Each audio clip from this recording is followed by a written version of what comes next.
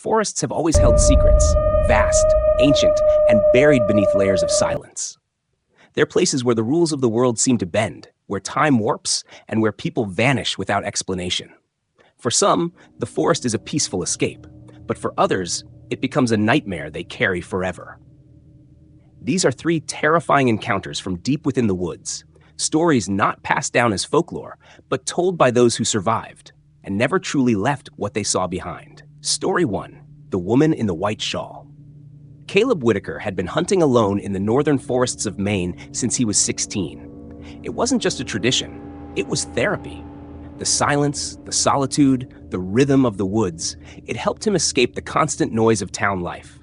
By the time he was 23, he knew every trail, every game trail, every hidden spot where deer like to bed down. In October of 2003, he took a 4-day solo trip deep into an unmarked section of the forest, land that wasn't even on the tourist maps. He hiked in with a lightweight tent, his .308 rifle, a pack of supplies, and a weather radio. The air was dry and cold, and the trees were ablaze in orange and red, slowly beginning to shed their leaves. The first day was uneventful. Caleb set up camp near a small stream, cooked a can of stew, and watched the sun sink through the skeletal limbs. He didn't see another soul. That was part of the appeal. But on the second night, things shifted. It was just after midnight when Caleb sat up in his tent. He hadn't heard anything specific, no crack of a branch or animal call, but he felt something. The forest had gone dead silent, as if the trees themselves were holding their breath. Even the crickets had stopped. Then came the sound. It was faint at first, a sobbing, long, soft, drawn-out wails, as if someone had been crying for a long time and didn't know how to stop. It wasn't close, but it wasn't far either. Somewhere past the tree line, maybe a few 100 feet off. Caleb unzipped the tent quietly and stepped outside, his rifle slung across his chest. He told himself it could be an injured hiker, someone who got lost or fell. The rational part of his brain said, help them. But there was another part, deeper and older, that screamed, stay inside, don't look. The crying continued, always just far enough that it felt like he was getting closer, but never reaching it. After 20 minutes of careful walking through the woods, flashlight low and sweeping, he saw her. She was standing perfectly still in a small clearing, surrounded by birch trees, her body slightly turned away from him. A woman, thin and tall, wearing a long white shawl that wrapped around her like a burial cloth. Her black hair was matted and wet, clinging to her neck. Caleb stopped in his tracks. The crying had stopped. Ma'am? He called softly. Are you hurt? She didn't turn, didn't flinch, just stood there. Do you need help? Still no response. He took a slow step forward, then another. The leaves beneath his boots barely made a sound. He was maybe 20 feet away when she finally moved. She turned toward him. Caleb's breath caught in his throat. She had no face, not a disfigurement, not a mask, nothing. Just smooth, pale skin stretched where eyes, a nose, and a mouth should have been. Like wax poured over a human skull and left to harden. The flashlight trembled in his hand. His stomach dropped. Every part of his body screamed at him to run. But he couldn't. Not yet.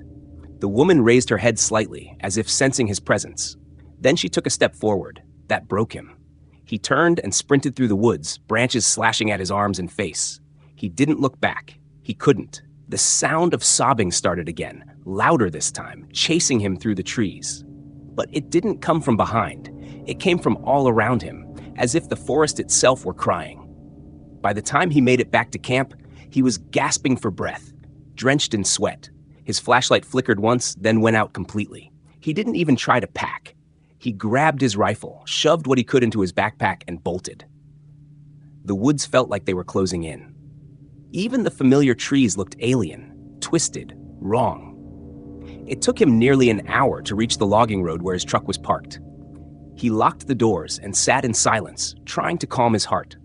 But it didn't end there. As he started the engine and flipped on the headlights, something caught his eye in the rearview mirror. The back seat. She was there. The woman in the white shawl, sitting directly behind him, her hands folded in her lap, her head tilted slightly. Still no face. He screamed and jerked the wheel, swerving off the road and into a ditch. The truck stalled. When he looked again, she was gone. Caleb didn't sleep for 3 nights. When he returned home, he tried to rationalize it. Maybe it was exhaustion, maybe a hallucination. But deep down, he knew what he saw. He hadn't been drinking. He wasn't dreaming. Something in that forest had followed him. A week later, he found dead leaves on his bedroom floor. They weren't from his boots. The next night, he woke to the sound of sobbing outside his window. He now sleeps with every light on and a shotgun beside his bed. He hasn't gone back to the forest, not even close. When people ask why he stopped hunting, he just says, "I saw something I shouldn't have." And some nights, when the wind is just right, he swears he hears her again, crying softly in the dark, waiting to be found. Story 2. The Looping Trail. Jamie and Luis had been dating for almost 2 years when they decided to go on a weekend backpacking trip in the Pacific Northwest. They were both experienced hikers. Luis had done parts of the Appalachian Trail, and Jamie spent most summers in Montana with her uncle, a forest ranger. So when they found a trail online marked as lightly trafficked but scenic, they figured it would be the perfect quiet getaway. The trail was called Hollow Creek Loop, supposedly a 4-mile circuit with gentle elevation and a few creek crossings. The name didn't appear on official park maps, but it was listed on a few local forums, with comments ranging from hidden gem to peaceful and eerie. That last word made Jamie laugh. "Perfect for October," she said. "Maybe we'll find Bigfoot." They drove out early on a Saturday morning, parked at a dirt pull-off, and loaded up their packs. The trailhead was marked by a weathered post with no sign, but a worn footpath was clearly visible winding into the woods. The forest was cool and quiet, filtered sunlight flickering through orange and yellow leaves. It was peaceful, almost too peaceful. No wind, no bird calls, just the crunch of their boots on fallen leaves. About an hour in, Jamie frowned. "Did we pass that log before?" Luis looked back. "Which one?" "That rotted-out birch, with the fungus growth like a shelf. I swear I saw that exact thing 30 minutes ago." He shrugged. "There are a lot of birches here." They kept walking. Another hour passed, and Jamie stopped cold. "Okay, that's the exact same log." Luis hesitated. The log in question lay at the edge of a slight curve in the trail. A clump of moss grew on one side like a furry hat, and the white bark had peeled off in 3 horizontal stripes. It was undeniably unique. They pulled out their phones. No signal. They checked their trail app. It showed them moving, but in a tight spiral. The GPS dot jittered, then froze. Luis frowned, tapped the screen, shook his head. "Maybe we lost signal. It'll pick up again." They kept going, now paying closer attention. Luis tied a red bandana to a low branch. 30 minutes later, they passed the same branch. This time, the bandana was gone. That's when things got strange. Jamie tore a strip from her shirt and tied it around a tree root. Then she carved a small X into the bark with her knife. A full hour later, they came across the same tree, but the X was gone. In its place was a crude drawing, 3 stick figures holding hands, their heads large and round with no faces. They stared at it in silence. Luis spoke first. "That wasn't there before." Jamie didn't respond. They tried walking off trail, hacking through brush and dense undergrowth. It didn't matter. No matter how far they strayed, the forest always funneled them back to the main path. Dusk came fast. The forest grew darker, more oppressive. The light filtering through the canopy turned a bruised gray, and the air felt heavier. They heard things then, twigs snapping behind them when they weren't moving, the sound of running footsteps just beyond view. Luis spun around at one point, convinced he saw someone duck behind a tree. But no one was there. "We need to stop," Jamie said. Her voice was shaking. "We need to make camp and wait for morning." They set up their tent near a small clearing. Luis tried building a fire, but the lighter kept going out. The wood wouldn't catch. It was dry, but something felt wrong, like it didn't want to burn. They sat inside the tent, listening. The forest wasn't silent anymore. Something was moving out there, slow, dragging footsteps circling them. At one point, Jamie said she heard whispering. Luis thought she was imagining things until he heard it too. Just one word, over and over. "Turn." They didn't sleep. At some point during the night, they heard children laughing, not playing, giggling the way kids do when they're hiding. Then something brushed against the tent fabric from outside. They froze. Luis grabbed the knife. Jamie held her breath, but nothing came in. At dawn, they stepped outside to find the clearing gone. The tent now sat in the middle of the trail again, surrounded by unfamiliar trees. The loop had moved. They walked for hours. time made no sense anymore. Their watches showed different times. Luis's said 11:47 a.m., Jamie's blinked 3 a.m. The sun stayed in one position. Their footsteps felt weightless, dreamlike. At one point, they saw a crow, perched motionless on a branch, not blinking. It stayed like that for nearly 10 minutes before vanishing, literally vanishing, into thin air. Then they saw the cabin. It appeared without warning, tucked between two massive trees with roots like fingers. The cabin was small, decaying, its wood dark with age and covered in strange white symbols. No windows. The door was open just a crack. Luis didn't want to go in. Jamie did. Inside, it was dark and cold. A table sat in the center with drawings covering its surface, dozens of them sketched in red ink or crayon. Children with blank eyes, forests filled with shadowy shapes. A figure with twisted limbs and a mouth that stretched too wide. On the wall, in the same red ink, someone had written, "It only ends when you stop looking." They left the cabin in silence. They didn't speak again until they saw the car. Just like that, they were back at the trailhead. It was mid-afternoon. Birds were singing. The air smelled like pine and dirt. The world had gone back to normal. Except it hadn't. When they climbed into the car, Luis noticed his phone had over 50 missed calls and text messages, all time-stamped 2 days ago. Jamie's phone was dead. Their watches were both stopped at the same time, 2:13 a.m. They drove in silence for hours. When they got home, Jamie called her brother. He told her she'd been missing for 3 days. They don't talk about what happened out loud. But Jamie still wakes up sometimes and asks, "Are we out yet?" Luis doesn't answer. Because sometimes when he blinks, he sees that same twisted path, that same loop. And once, just once, he swears he saw that cabin again, on the side of a highway where no building had ever stood before. Story 3. The Man with Antlers. Ray Simmons had spent nearly 3 decades patrolling the dense Appalachian forests, earning a reputation as one of the most knowledgeable and cautious park rangers in the region. As he neared retirement in the fall of 1997, the once familiar woods had begun to feel less like a sanctuary and more like a labyrinth of secrets.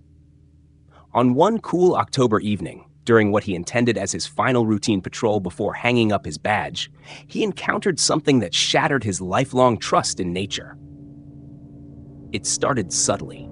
While driving along a gravel road bordered by towering pines and twisted oaks, Ray's radio crackled with static and the distant murmur of voices, almost like an echo of ancient chants. Initially, he dismissed it as a malfunction, a common occurrence in the remote areas he frequented. However, as he pulled over near a small clearing to conduct a routine equipment check, the murmuring evolved into a distinctly rhythmic chanting, a cadence so primeval it sent a shiver down his spine. Leaving his truck, Ray grabbed his flashlight and embarked on foot toward the source of the sound. The forest was unusually silent that night. Even the nocturnal creatures seemed to have held their breath.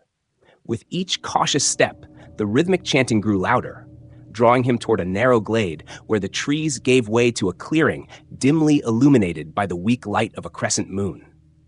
In the center of the clearing lay a peculiar arrangement. Several animal carcasses, deer, raccoon, and even a few smaller critters, were meticulously positioned in a near-perfect circle. There was no sign of the usual violent aftermath of a predator attack. No blood trails, no scattered remains. Instead, everything was unnervingly pristine, as if laid out deliberately, almost ritualistically. Ray examined the scene closely. The ground was undisturbed, save for the carefully arranged bodies, which gave the clearing an air of macabre ceremony. Before he could process his thoughts, a rustling sound emerged from the dark edge of the clearing. Ray's heartbeat quickened as a tall, imposing figure stepped from behind a copse of trees.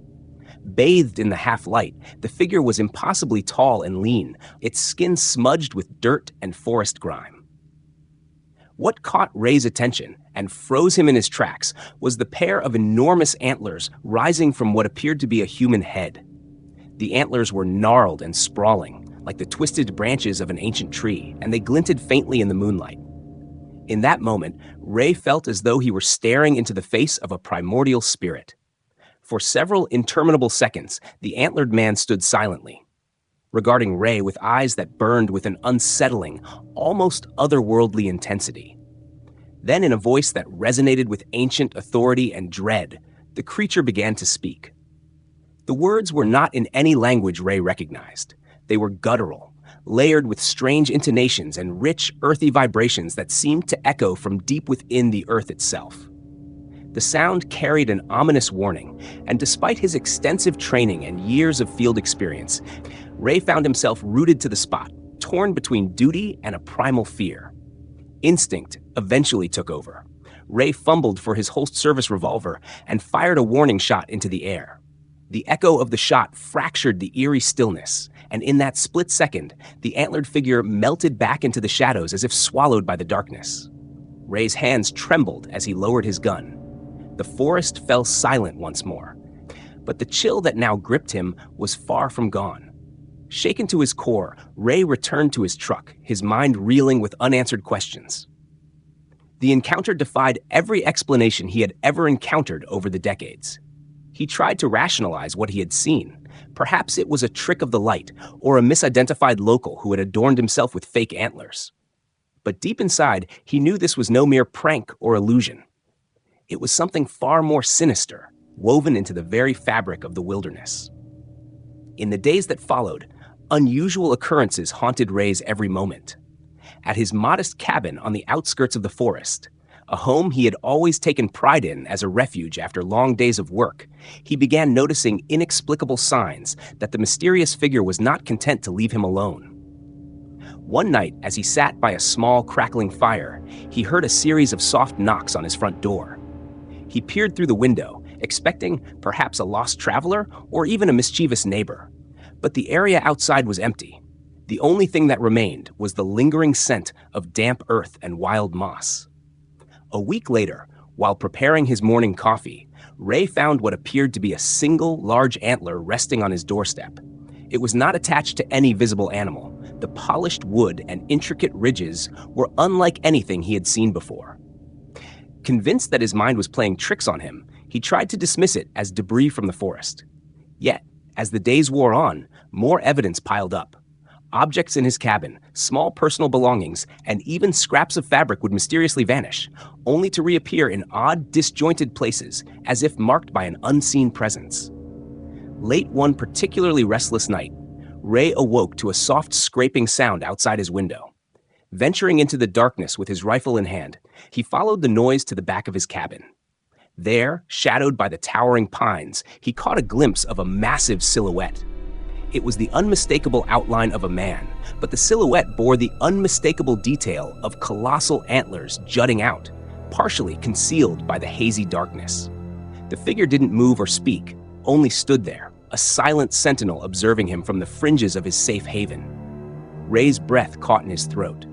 He raised his rifle, but before he could react further, the figure dissipated into the night mist as if it had never been there. These unnerving encounters began to take a toll on Ray. His once steadfast confidence gave way to sleepless nights filled with paralyzing fear. He scoured local records and spoke with longtime residents, but no one could recall any tales of a man with antlers roaming these parts. The forest, once his domain, now seemed to harbor a secret legacy that had silently festered for generations. Desperate for answers and plagued by recurring nightmares, Ray began documenting every anomalous event in a leather-bound journal.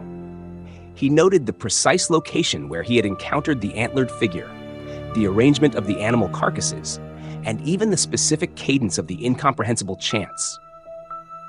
Over time, his notes filled pages with fragmented observations and cryptic sketches, a strange mosaic of terror and fascination. He recalled a local legend, an old story passed down by native tribes, about a forest guardian born of nature and ancient lore.